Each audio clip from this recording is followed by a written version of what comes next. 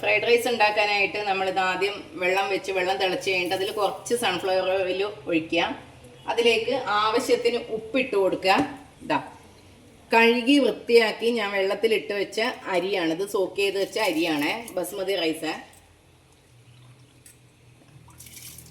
ഈ അരിക്ക് വെള്ളം എത്രയാണെന്നൊന്നും ചോദിക്കരുത്, കാര്യം ഞാൻ ഇങ്ങനെ വെക്കുന്നത് കൊണ്ട് എത്ര വെള്ളത്തിന് അങ്ങനെ കണക്കൊന്നുമില്ല, നമ്മളിങ്ങനെ വെച്ച് കോരുകയല്ലേ. അപ്പോൾ ഒരുപാട് വെള്ളം വെച്ചിട്ട് നന്നായിട്ട് വേവിക്കുക. മസാല തേച്ച് വെക്കാം. അതിന് കുറച്ച് കുരുമുളക്, കുറച്ച് ഉപ്പ് കുറച്ച് മതി. നമ്മളിതായി സോയാ സോസ് ഒഴിക്കുന്നതുകൊണ്ട് ഇതിൽ ഉപ്പ് ഉണ്ടാവും, കുറച്ച് മതി. നോക്കിയിട്ട് വേണമെന്നുണ്ടെങ്കിൽ നമുക്ക് ലാസ്റ്റ് ആഡ് ചെയ്യാം. ചെമ്മീനൊന്നും നമുക്കിതാ മസാല തേച്ച് വെക്കാം. കുറച്ച് വെളുത്തുള്ളി, വെളുത്തുള്ളി ചെറുതായിട്ട് അരിയണം, കുറച്ച് വെളുത്തുള്ളിയും കൂടെ. ഇത് ഒരുപാട് സമയം വെക്കൊന്നും വേണ്ട, കുറച്ച് കഴിയുമ്പോഴത്തേക്ക് തന്നെ നമുക്ക് ഇത് ഫ്രൈ ചെയ്തെടുക്കാം. ഇതാ ഞാനിവിടെ വെജിറ്റബിൾസ് ഒക്കെ കട്ട് ചെയ്ത് വെച്ചിട്ടുണ്ട്. Carrot, capsicum, beans, spring onion, വെളുത്തുള്ളി. നിങ്ങൾക്കിനി വേണമെന്നുണ്ടെങ്കിൽ ഈ ക്യാപ്സിക്കം ഈ യെല്ലോയും റെഡും ഏത് കളർ വേണമെങ്കിലും വെജിറ്റബിൾസൊക്കെ നിങ്ങളുടെ ഇഷ്ടം പോലെ നിങ്ങൾ ആഡ് ചെയ്യാം. ഇനി പിന്നെ വേണ്ടുന്നത് മുട്ടയാണ്. അപ്പോൾ ഇത്രയും സാധനങ്ങൾ ഞാനിവിടെ അരിഞ്ഞു വെച്ചിട്ടുണ്ട്. ഇനി നമുക്ക് ചെമ്മീനൊന്ന് ഫ്രൈ ചെയ്തെടുക്കാം.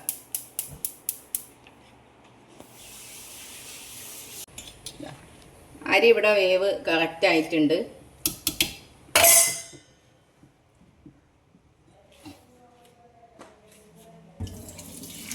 ഞാനിപ്പോൾ അത് ഇതിലേക്കാണ് ഊറ്റുന്നത്.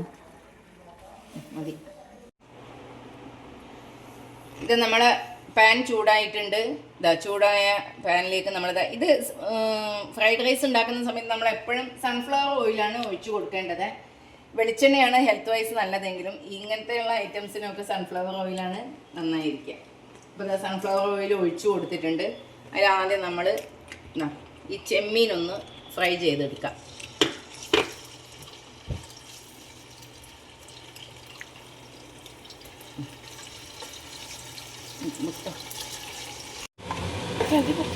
ചെമ്മീനൊക്കെ കുക്കായിട്ടുണ്ട്. ചെമ്മീൻ ഒരുപാട് കുക്ക് ചെയ്യേണ്ട കാര്യമൊന്നുമില്ല. ചെമ്മീൻ ഒരു 5 മിനിറ്റ് കൊണ്ടൊക്കെ വേഗം വേവുന്നൊരു സാധനമാണ്. നമ്മൾ വീണ്ടും വീണ്ടും കുക്ക് ചെയ്യുന്ന സമയത്ത് അത് ഹാർഡായി പോവുകയുള്ളൂ. ഈ ചെമ്മീൻ്റെ കൂടെ നമ്മളെ കയ്യിൽ കൂന്തളുണ്ടെങ്കിൽ കൂന്തളും കൂടെ ഇട്ട് കൊടുത്താൽ നല്ല സീ ഫുഡ് ഫ്രൈഡ് റൈസ് കിട്ടും. നല്ല ടേസ്റ്റാണ്. അത് മിക്സ് ചെയ്ത് ഇട്ട് കഴിഞ്ഞാൽ ഞാനൊരു തവണ ഉണ്ടാക്കിയിരുന്നു. ഇനി പിന്നെ ഒരു ദിവസം വീഡിയോ എടുത്ത് ചെയ്തു തരാം. അപ്പോൾ ഈ ചെമ്മീൻ വേവിച്ച ആ എണ്ണയിൽ തന്നെയാണ് നമ്മൾ വെജിറ്റബിൾസൊക്കെ വഴറ്റിയെടുക്കേണ്ടതാണ്. ആദ്യം വെളുത്തുള്ളി ഇട്ട് കൊടുക്കാം.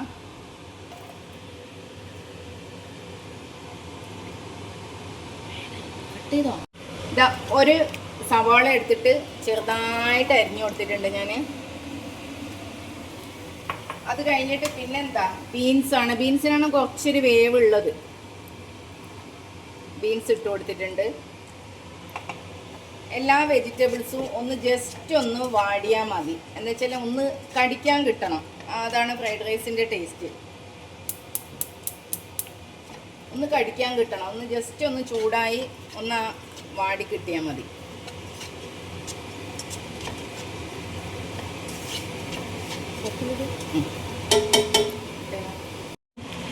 ഈ ബീൻസൊക്കെ ഒന്ന് വാടി വന്നിട്ടുണ്ട്. ഇനി ക്യാരറ്റ്, ക്യാപ്സിക്കം, സ്പ്രിംഗ് ഓനിയൻ. ഞാനിവിടെ റൈസ് കുറച്ചധികം ഉള്ളത് കൊണ്ടാണ് വെജിറ്റബിൾസ് കൂടുതലിട്ട്. നിങ്ങൾ ഇഷ്ടം പോലെ കൂട്ട് കുറയ്ക്കുക, എന്ത് വേണേലും ചെയ്യാം. പിന്നെ കുട്ടികളൊക്കെ കഴിക്കുകയല്ലോ, കുറച്ച് വെജിറ്റബിൾസ് ഇതിൻ്റെ കൂടെ അങ്ങ് അവർ കഴിച്ചോളുമല്ലോ.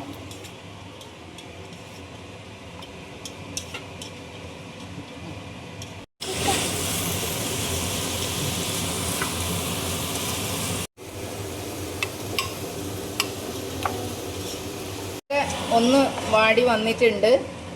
അപ്പോൾ അതിലേക്ക് തന്നെ മുട്ട പൊട്ടിച്ചൊഴിക്കാം.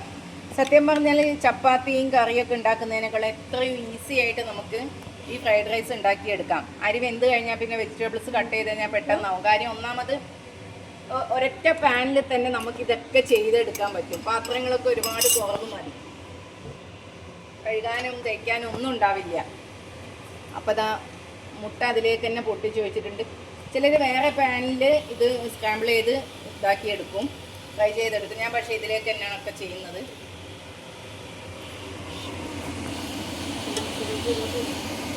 ഇതിൽ ഉപ്പും കുരുമുളകും ഇട്ടിട്ടാണ് നമ്മളിത് സ്ക്രാമ്പിൾ ചെയ്തെടുക്കുന്നത്. കുറച്ചുകൂടെ കുരുമുളകിൻ്റെ കുറവുണ്ട്, അപ്പോൾ അതാ കുറച്ച് കുരുമുളക് ഇട്ട് കൊടുക്കുന്നത്. ഇതിൽ കുരുമുളകും സോയാ സോസും ആണ് നമ്മൾ മെയിനായിട്ട് ചേർക്കുന്നത്. അപ്പോൾ ഉപ്പ് നോക്കിയിട്ട് വേണം നമ്മൾ ചേർക്കാൻ. അപ്പോൾ ഈ ഫ്രൈഡ് റൈസിന് കളർ ചേഞ്ച് ആവുന്നതുകൊണ്ട് ഡാർക്ക് സോയാ സോസിനേക്കാളും നല്ലത് ലൈറ്റ് സോയാ സോസ് എടുക്കുന്നതാണ്. എൻ്റെ കയ്യിലുള്ളത് ഇപ്പോൾ ഡാർക്ക് സോയാ സോസാണ്. പിന്നെ നമ്മൾ ഈ അരി വേവിക്കുന്ന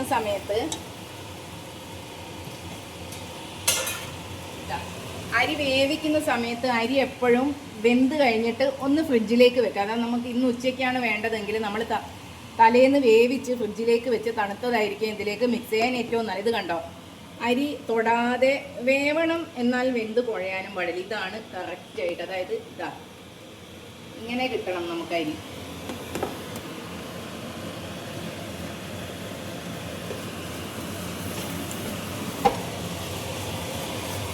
നല്ലൊരു സ്മെല്ലാണ് ഇതിങ്ങനെ വേവുന്ന സമയത്ത്. ഇതിലേക്ക് നമുക്ക് ഈ വറുത്ത് മാറ്റി വെച്ച പ്രോൺസും കൂടിയും ചേർക്കാം. കുറച്ച് ഞാൻ ചോറിൻ്റെ മേലെ ഇട്ട് കൊടുക്കാനാണ് ഈ മാറ്റി വയ്ക്കുന്നത്, വെറുതെ വീഡിയോയ്ക്ക് ഒരു ഭംഗിക്ക് വേണ്ടിയേ. ഇത് മിക്സ് ചെയ്യുന്നത് തന്നെയാണ് നല്ല ടേസ്റ്റ്. ഇത് ചെറിയ പ്രോൺസാണ്, അപ്പോൾ നല്ല ടേസ്റ്റും ഉണ്ടാവും. വലുതാണെങ്കിൽ പ്രോൺസ് ഒന്ന് കട്ട് ചെയ്തിട്ട് കൊടുക്കണേ, അപ്പോഴേ അതിൻ്റെ ടേസ്റ്റ് എല്ലാത്തിലും കിട്ടുള്ളൂ. ഓരോ തവണ കഴിക്കുമ്പോഴും കടിക്കാൻ കിട്ടുള്ളൂ. വലുതാവുന്ന സമയത്ത് ഒരൊറ്റ ഒന്ന് കടിച്ചത് കൊണ്ട് കാര്യമില്ലല്ലോ, ഇടയ്ക്കിടയ്ക്ക് കടിക്കണ്ടേ.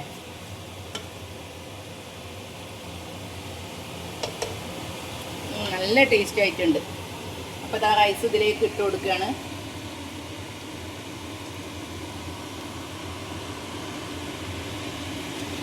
റൈസ് ഇട്ടിട്ട് നമ്മൾ ഇളക്കുന്ന സമയത്ത് എന്തായാലും പ്രത്യേകം ശ്രദ്ധിക്കണം. മതി, റൈസ് പൊട്ടിപ്പോകാൻ പാടില്ല. ആ നല്ല നീളമുള്ള അരിയല്ല, അത് പൊട്ടാതെ കിട്ടണം. അതാണ് റൈസിൻ്റെ, അത് വളരെ ശ്രദ്ധിച്ച് ചെയ്യണം. ഏറ്റവും നല്ല മെത്തേഡ് എന്താണെന്ന് വെച്ചാൽ ഇതാ ഇങ്ങനെ ചെയ്യുന്നതാണ് റൈസ് കാണാൻ എപ്പോഴും ഭംഗി ഉണ്ടാവാം.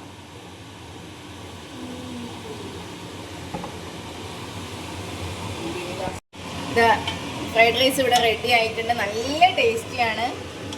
ഈ സമയത്ത് വേണമെന്നുണ്ടെങ്കിൽ നിങ്ങൾക്ക് ഉപ്പ് നോക്കി സോയാ സോസോ എരിവിനനുസരിച്ച് കുരുമുളകോ ചേർത്ത് കൊടുത്ത് ഗ്യാസ് ഓഫ് ചെയ്യാം. ഇത് നമ്മുടെ വളരെ ടേസ്റ്റി ആയിട്ടുള്ള പ്രോൺസ് ഫ്രൈഡ് റൈസ് ഇവിടെ റെഡി ആയിട്ടുണ്ട്. എല്ലാവരും ഇതേപോലെ ട്രൈ ചെയ്ത് നോക്കണം. നിങ്ങൾ കമൻറ്റ് ചെയ്യുക, ലൈക്ക് ചെയ്യുക, ഷെയർ ചെയ്യുക. അപ്പോൾ അതാ അടിപൊളി ടേസ്റ്റാണ്. ബൈ.